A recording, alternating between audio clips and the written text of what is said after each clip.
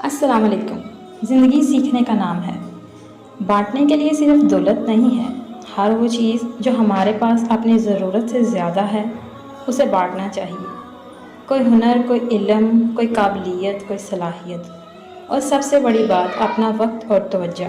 अफरा-तफरी के इस दौर में आपके चंद अल्फाज आग पर तेल का या फिर ज़हम पर मरहम का किरदार अदा करते हैं। आजकल लोगों को बहुत ज़्यादा नफ्सियाती मसाइल का सामना दरपेश है। ऐसे में आपके कुछ अच्छे और मुस्बत अल्फाज लोगों को जीने की उम्मीद दे सकते हैं। आजकल सबसे खूबसूरत तोहफ़ा आपका वक्त, तवज्जो और हौसला अफजाई है।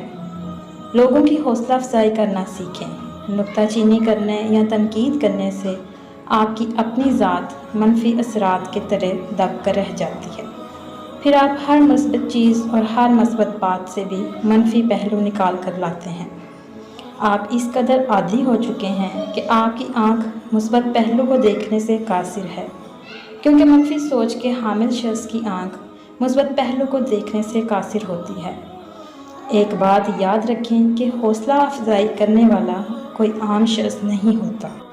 इसकी ये आदत उसे लाखों लोगों से मुनफरिद करती है। इसकी वजह से माशरे में गोहरे नायाब पैदा होते हैं। इसकी वजह से कोहे नूर जन्म लेते हैं। उसकी वजह से माशरे में सायादार और फलदार दरख्त लगते हैं।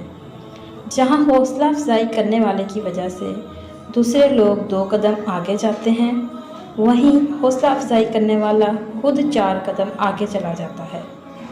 जहाँ तनकीद करने वाले की वजह से दूसरे लोग 1 कदम पीछे जाते हैं, वहीं तनकीद करने वाला खुद 10 कदम पीछे चला जाता है।